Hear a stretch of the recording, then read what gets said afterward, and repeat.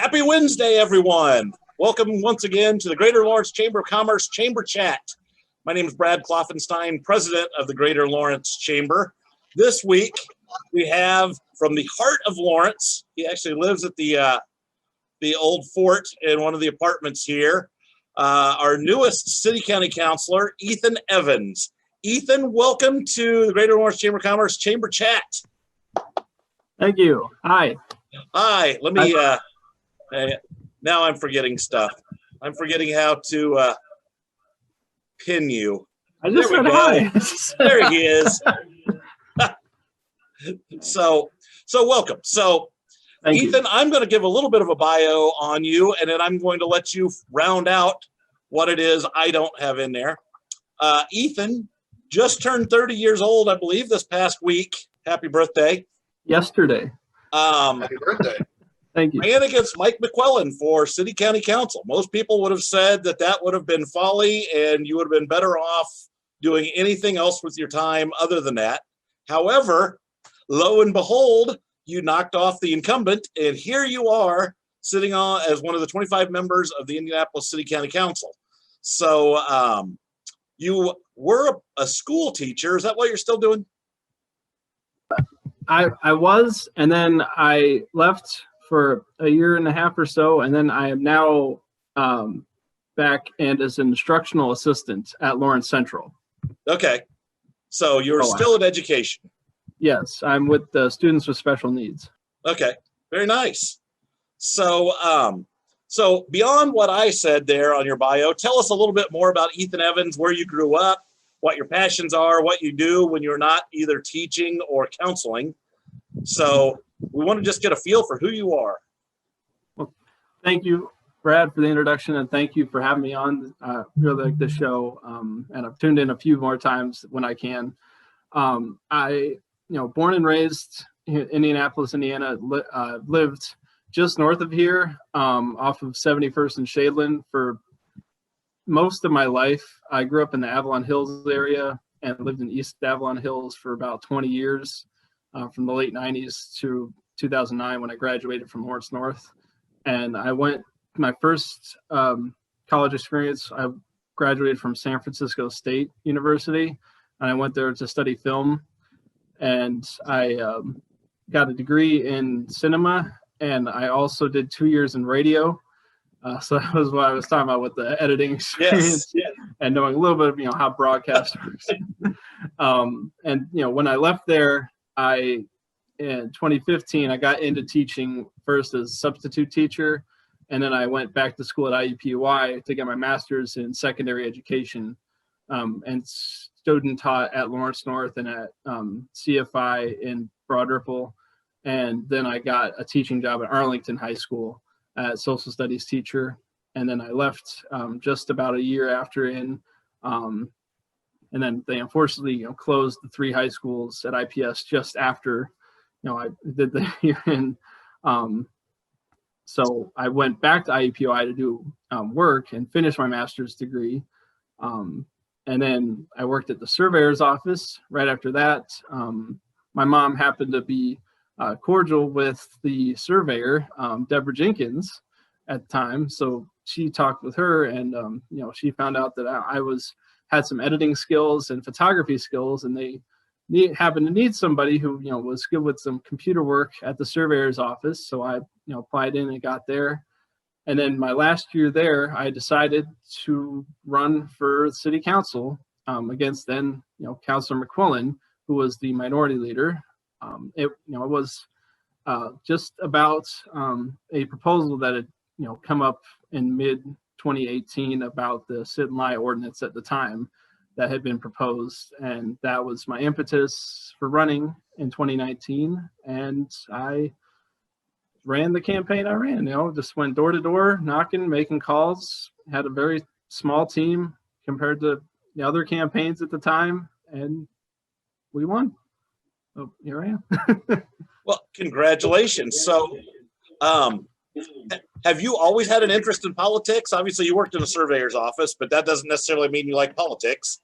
No. Okay. No, I was very much trying to keep that on the outside looking in type of view. Mhm. For the last 5 years, I'd say 5 or 6 years, I've had like kind of the activist type, wanting to make changes from the outside. But then, I always saw it as, yeah, I'll let those people do the things. But I just decided, yeah, I'll give it a shot. My mom, I don't know if you know Susan Foldauer, she ran for state rep back in 2006. Okay. So that's kind of where I had a little bit of in right there. So well, funny, I did not know Susan was your mom. So yes, I do know that name from politics. So that's good. Now, Sheila, my significant other, was telling me the other day that somehow you ended up on the wrong end of a 24-1 vote. Tell us a little bit about what that was and how you were the outlier. I say that because I always appreciate somebody who likes to stand up and says, you know what, I don't care what everybody else is doing. I have principles and I'm going to vote no for whatever reason. Well, I honestly can't remember which vote that would be. I know I was the lone vote in committee against something, so that might have been it. Okay. I was it was against the budget vote coming out of committee for the public safety criminal justice. That was a 10-1 vote, and I was the lone dissent. So that might have been but when it came to the committee and everything came together in that proposal, it was a unanimous vote. But yeah, that might have been what it was, and I was the lone dissent. And yeah, I just I made comments during the committee meeting that I felt the budget items were of better use in elsewhere, specifically for mental health care and rapid response services. And I made the descriptions about other programs in other cities like Eugene, Oregon, where they had the Cahoots program for 30 plus years out of the privately nonprofit run clinic that pairs up with the city and pairs up with their 911 dispatch. And I said, we should be trying that here because it has been a success in that city. And they've opened up another clinic in Oakland because of that. So that was just my suggestion. And I didn't feel that it was taken to heart. And that was the reason why I decided to vote against it. Okay. So now that brings up something I would like to ask you a little bit about. Mental health and how it kind of weaves itself into criminal justice, in incarceration, courts, and so on. What are your thoughts on that? I think that there's data out there that shows that a number of the people who are getting arrested probably should have been sent to the old Central State that doesn't exist anymore. We treat mental illness differently now than we did before. What are your thoughts? What would you like to see happen in that arena? Well, and this is also something, I've spoken multiple times with the sheriff's office about this. I recently went on a tour of the jail, for the first time. And, I understand, originally I was, very against any new jails being built. After going through it myself, I understand why the sheriff's department and corrections would say, yes, we do need new facilities, for everybody, because it's 50 years in, things are getting torn down at some pace, and we can't put money in year after year. So I understand that aspect. Having said that, they also agree with the point of 30 to 40% of people coming in each year do have documented mental illnesses, and they are currently the largest provider of mental health care in the county. And they admit that they can't keep that going at this rate consciously and morally. From a moral perspective, they can't keep that going. And so they're pleading with the community mental health centers and the other hospitals to keep up the pace, keep hiring. And it's tough. People aren't going into those applications as often as they can be. The pipeline is not as open. People aren't getting paid enough. So there's a lot of complex reasons as to why it's happening the way it is. But my view is that we should at least try from the points that we can. And from the city's perspective, we can implement some programs now and, you know, help incentivize getting people into these programs, getting into these positions where they can be. So like we have certain control over Ashkenazi as it's part of the Health and Hospital Corporation. They have positions open now through mental health care clinicians, you know, through that new wing that they've opened with, you know, where Midtown was, where LaRue Carter had been taken over. Why don't we get some more incentives in? Why don't we help whatever we can to help boost the pay so that people aren't going out of the county, like we say, why don't we shift the focus away from getting more deputies, but more social workers in and more clinicians. And that's, you know, Sheriff Forrestal agrees with that position as well, and saying like, look, we're going to have this brand new community justice center, but we're going to have 3,000 beds. We don't want it all to be focused on punitive measures. We got to have these people access clinical help when it's needed.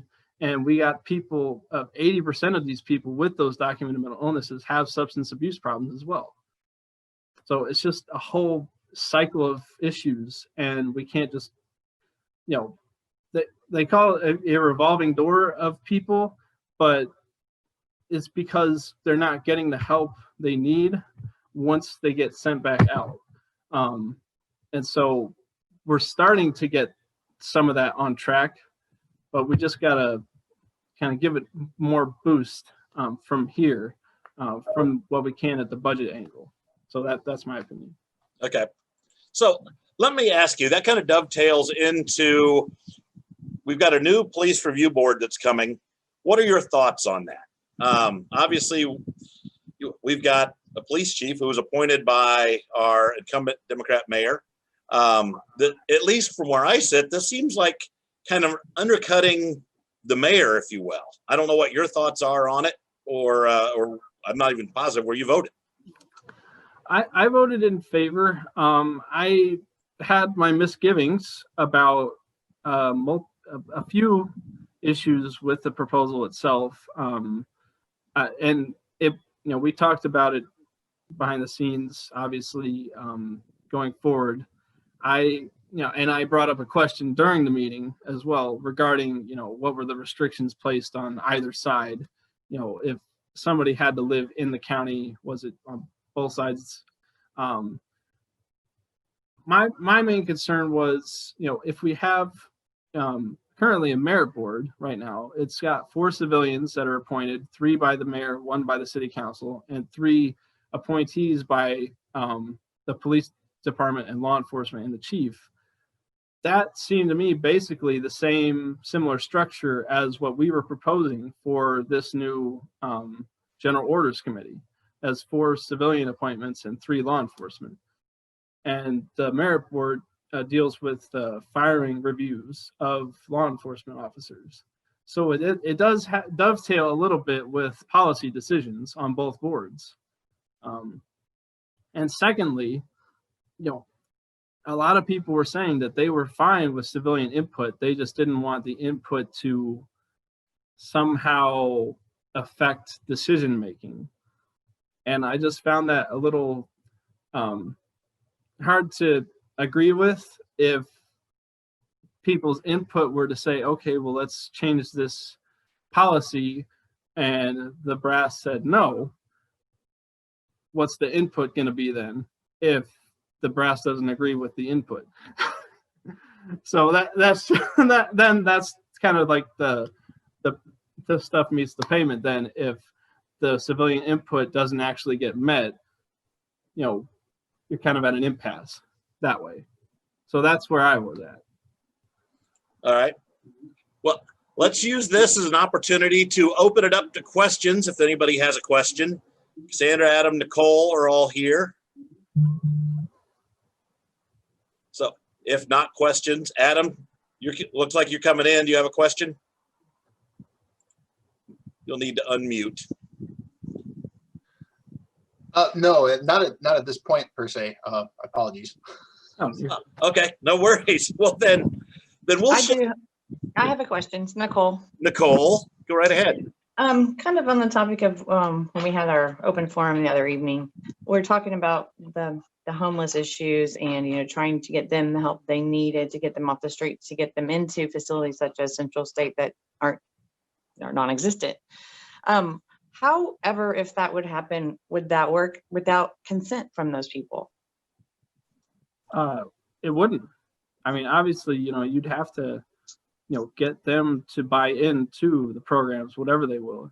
And, you know, it is happening to a degree right now with some of the new programs that are getting in, like the scattered site housing that's just been implemented with, I think, 500 scattered site housing options getting in with the new $7 million in funding that just got in this year. And, you know, people are going out.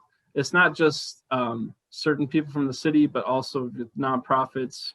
You know, Family Promise is getting in on it, Horizon House, and CHIP is also sending out people. And, you know, I obviously some people are not going to be acceptive of all the help right off the bat. But, you know, when you get downtown, but it's not only, you know, downtown on the circle, it's in surrounding areas all over. And you talk to people face to face and say, hey, you know, would you be willing to get this apartment space for a year? They're going to say, yeah, you know, if it's basically no strings attached right up front, yeah, most of the people are going to say yes. And you know, just take them with you and say, okay, let's just get you, you know, signed up, registered, on with the forms and everything. The kind of barriers come in when you have to get them in programs where there's restrictions in place ahead of time. Like, okay, you have to be sober for this amount of time before you can be housed for 5 straight months or 6 straight months, or you have to be compliant with these many rules first. Whereas, you know, the housing first, you know, strategies that are starting to be implemented more are trying to get people in, you know, longer term, rather than just say, hey, you want to be in a hotel room for a month or 2, and then maybe we'll get you in, but you might possibly just end up back on the street right after that. People aren't generally going to say, well, yeah, I'll go for that. But they're probably going to say, well, no, you're probably just going to send me back on the street after a month or 2 because I have no idea what's going to happen. If you give them the longer term option right up front, they're going to go for that 9 times out of 10. So. You had kind of mentioned too something about which I didn't even realize, that you said previous years when places again like Central State were open, if someone would being a mental health issue, what have you, be arrested and charged with something, if that was the case, that could be the sentence. Is that correct? Like there's sentences, you're going to go to Central State for X amount of time. So you're asking if somebody, back when Central State was open? Yeah, I thought you'd said something about, like, you know, when they were being arrested or whatever, they would be sent to, the mental health issue was actually addressed in the sentencing, it sounded like. Well, I think what happened when Central State was open was that if somebody was declared, you know, mentally incompetent, then yes, they would be sent to, and this does technically still happen, and it's supposed to happen, is if somebody is declared mentally incompetent to stand trial, even they're supposed to be sent to whatever state hospital has available beds, and remain there, you know, for whatever amount of time until declared competent by judge or whoever the declaring authority is. I can't remember right off the top of my head, but that's something that the sheriff's department again told me that we are currently have a problem with, because, you know, the beds aren't being available right now. So some of those people are being sent to jail instead of where they should be sending, which is state hospital. So if you don't have the beds available, then, you know, that's a problem right off the bat. You know, you can't just send them to jail when the law says you need to be sending them to a hospital. That's wrong. I just didn't know if there was a way to maybe possibly tie in some small charges to some of the homeless people to kind of force their arm, being that they wouldn't agree to go and knowing that they were mentally incapable of, again, maybe standing trial. But I guess something isn't, you'd have to be a minor thing, I guess. And I don't know if the punishment for that could be warranted. Well, there are what's it called? Immediate detentions, I think is what it's called, where they're allowed to hold somebody at a hospital or in a bed for I think up to 72 hours, I think is the longest amount of time somebody can be held. And that's, just to, if they are, declared mentally incompetent, if they are, having a crisis at that time. Other than that, I don't know of any other time that somebody could just be taken in off the street, basically against their will. Gotcha. I don't know. I mean, I get it. I was just kind of wondering if there wouldn't be some way around all of that to try to help and also both problems. No, I understand. I would myself prefer, the whole, you get more flies with honey than, vinegar approach, where, getting the programs out first, getting the openings, and then you have something to offer going around to get as many people signed up, and then getting as many people out as you can first, and then however many people you have left should not be that many people. That's what I'm trying to say. And right. That's what's been found in other places where it's been initiated, is that the majority of people that have these options available will take them. And so you're left with a minority of, the people that had been there. That's all I was trying to say. So. Makes sense. Yeah. So, Ethan, let me ask you, we've only got about 5 minutes left here. You live right here at the fort. Why do you love Lawrence? Well, I'm glad you asked, Brad. I love Lawrence because it's got great schools, it's got great homes and housing, it's got great food, and it's got great people and great businesses. I like just last night, my birthday, I had Giacomo's Pizza. It's one of my favorite places to go eat or order in. In last night's case, I had great cheese pizza. I have, some of my greatest experiences also going to my friend's eatery at Phai Thai. Great Thai food. I love going out. The Kroger is just a 5-minute drive away from my place. I'm glad we have a Panera Bread, that we have La Hacienda. So we have basically, every kind of restaurant you could need, right? Like 5-minute vicinity area. So yeah, it's got pretty much, everything in it. And we have great walking paths. Well, okay. I'm kind of biased because, I live in the, the Fort apartments right here. So like I can just go down right here and then walk around like a giant pond area. So it's got great view for myself. And then you got the lot and loop. So you got like this giant grassy area. But, I think altogether it's got great, views, great people living here, great area to reside in overall. So that's my opinion. Right. So where are you going for dinner on birthday plus one then? Oh, well, I might be keen to have some of the leftover Giacomo's. Got some breadsticks left in the cheese pizza, but tomorrow I might be heading on over to Phai Thai, get some fried rice and cashew chicken. Sounds about right. Cool. So what is your vision for Lawrence? What is it that you would like to see if money was no object, if you were king? how would you like to see Lawrence and the Fort develop?